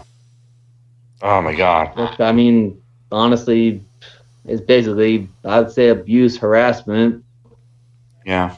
And I don't know if you ever remember me coming out of remember when they had that one trailer as the office where they did the spankings and stuff before they built the building. Yeah, that was at the front. That was the front. The front. Yeah. Remember that? Yeah. Yeah. I got pushed against that wall too many times, beaten there with a paddle, and you need to stop faking these seizures. When I wasn't faking them, they just wanted to act like I was faking it purposely. Dude, I could still... And I didn't even know what I was doing when having a seizure, basically, because being so young at the time, I didn't know what I did when having a seizure. I still remember your all these years later, dude. Like, it's been 20 years, and I can still remember this guy's face. The look of frustration on his face when he would come back from these punishments, being swatted. Like all that, like coming back, and this look of just anger and frustration on his face is just like, you know, just because it's like, you know, you're punishing me for having seizure. Like, you're punishing me for something I can't control. You're punishing me for something that you're inducing. You know, you're causing me to have this stress and have these seizures, and now you're punishing me for it. Like, it's like, and this look on his face is just like just so much frustration. You know, you never see a kid just like, oh yeah, about ready to burst, you know? I mean, not to sound violent, but I mean, there's so many times I wanted to swing at Brother Brian, Brother Burton, like, you know, just fight. Remember how many times they wanted, like, who's brave enough to fight us, you know? Right. And there's so many times I wanted to, but I mean, well, I was too nervous just to make a fool out of myself, but that's when I just got in their face, like, you need to stop it. I'm not scared of you. I don't give a crap what you say. Yeah, that's basically what I was doing at the time, because they're basically calling me a compulsive liar when I wasn't lying to them and going into seizures and stuff, and insulting me in the office and not in front of, you know, you guys, saying, I'm sick of you faking these seizures, seizure boy. You need to stop it. Compulsive liar. Pot, meet kettle. Yeah, you know? right. Oh my goodness. Oh jeez. I mean, anyway, it was. But basically, when you didn't see me and I was up there, I was either being beaten or I was being harassed in the office, held against the wall, and with the staff in my face.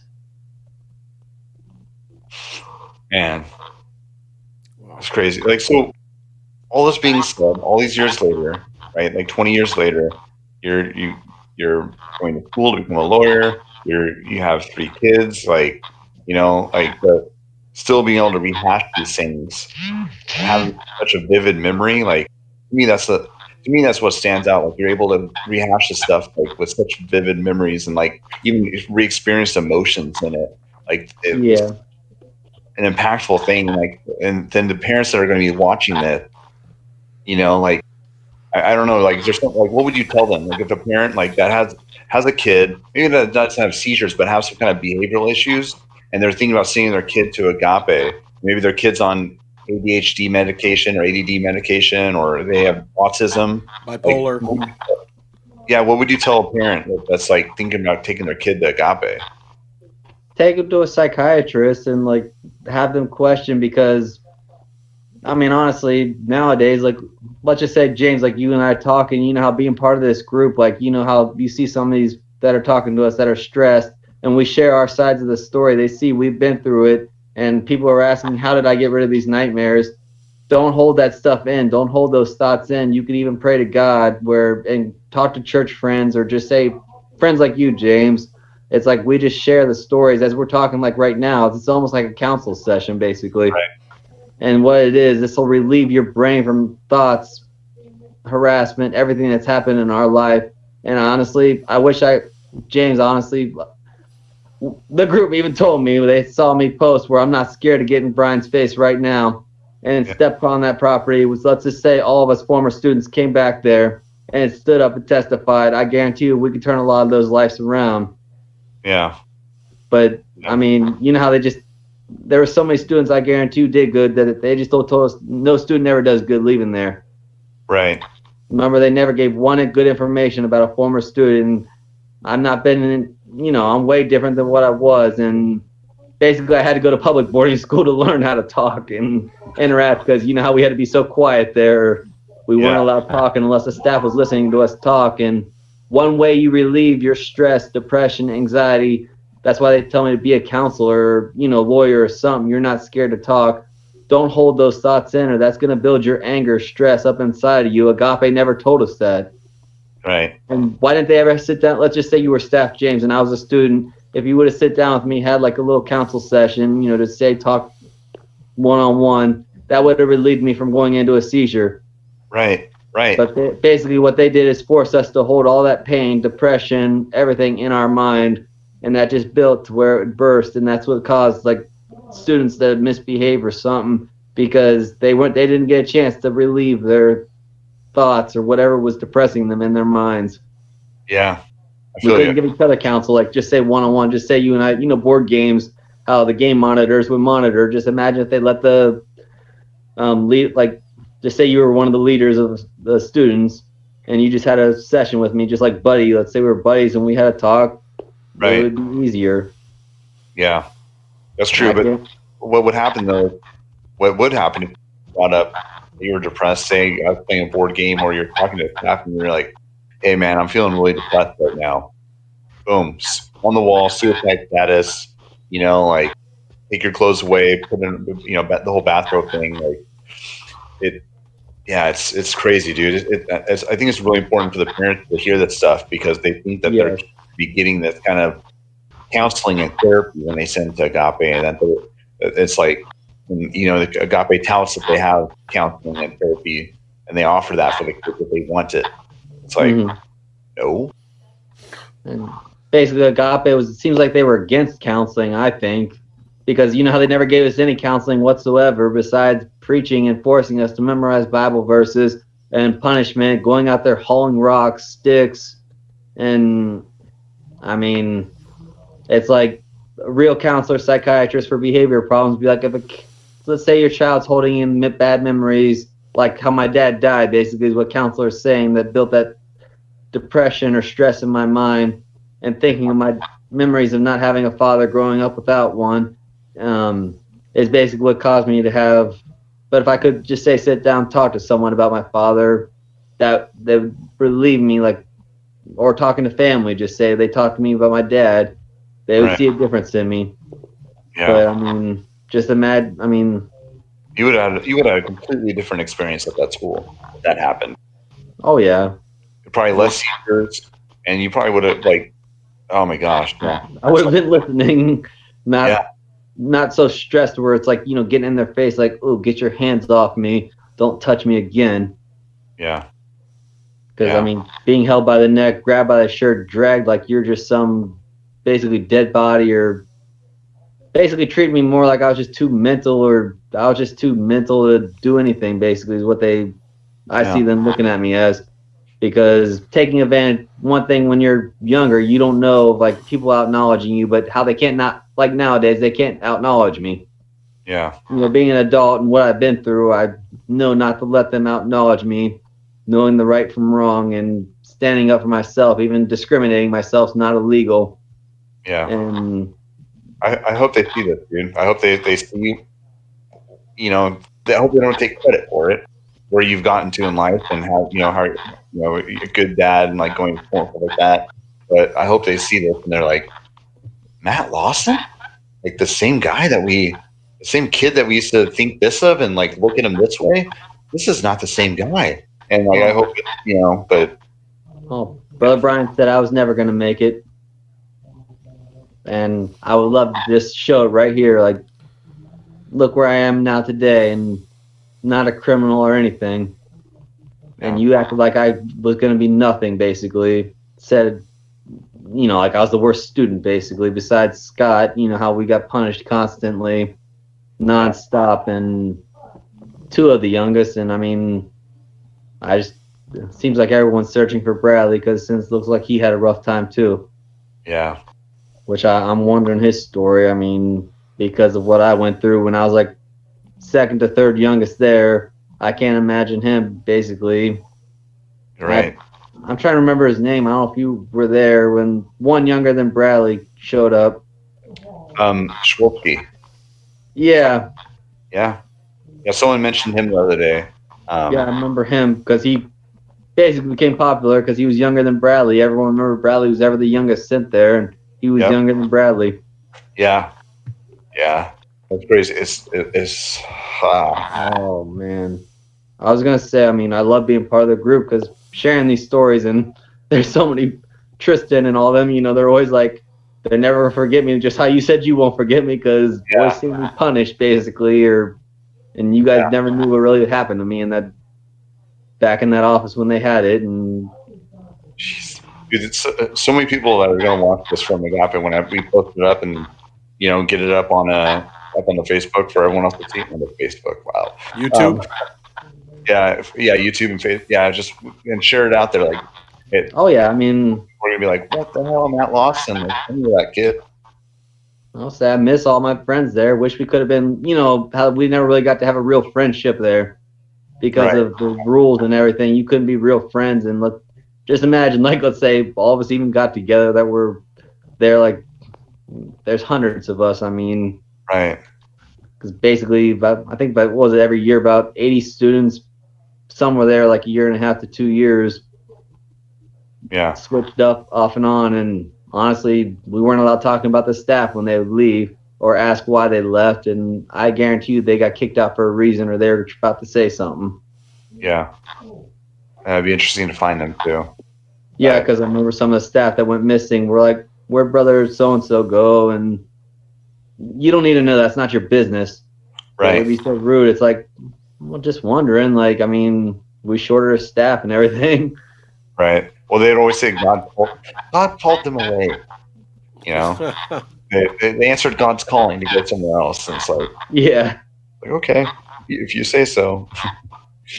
But oh man, dude, I'll say that's probably the roughest time of my life. Yeah, hopefully so far, right? Hopefully that was the climax of the roughness that you went through, dude.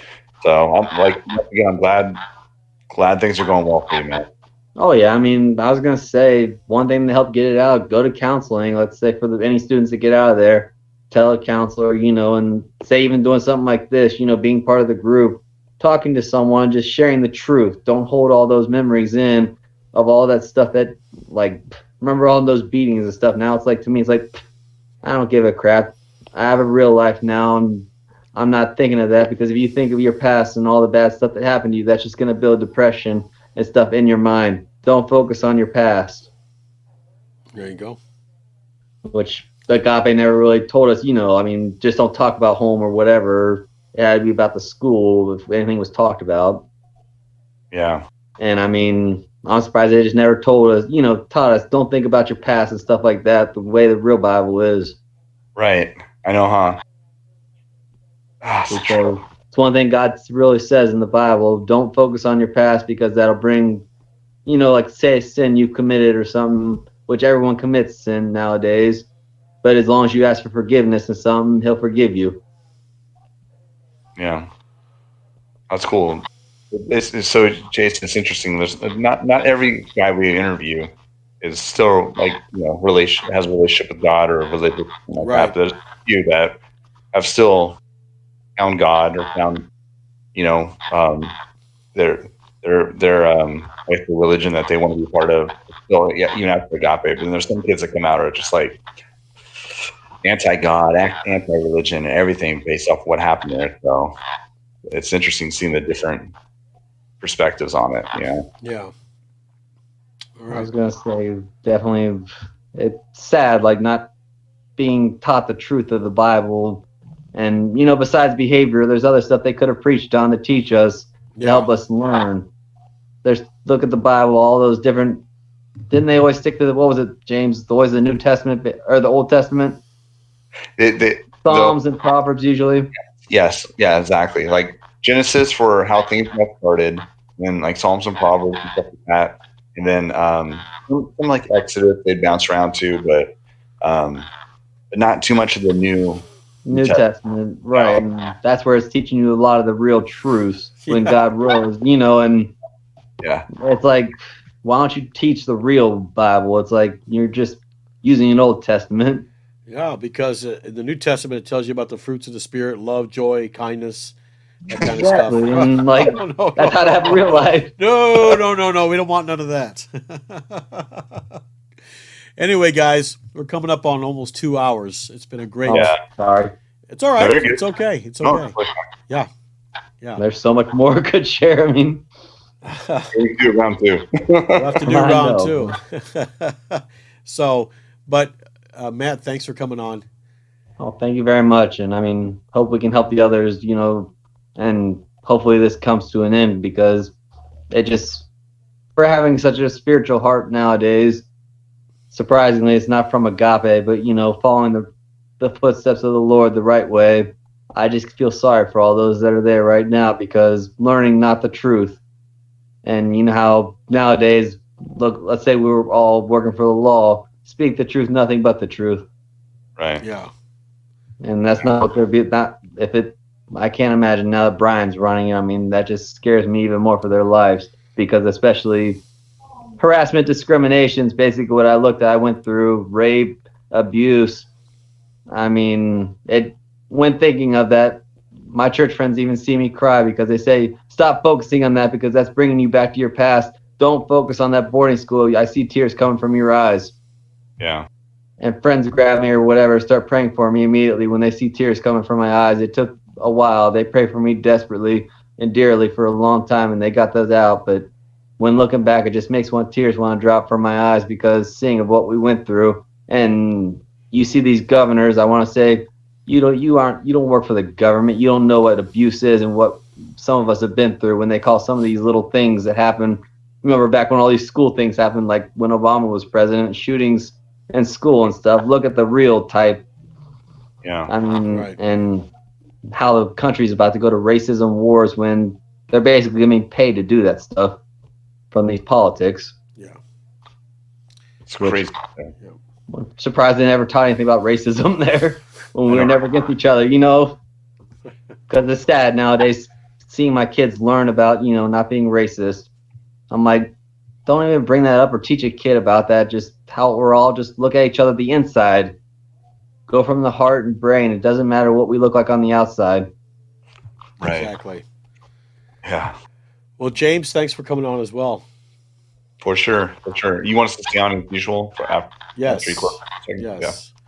So, everybody, once again, Happy New Year to everybody out there who's watching.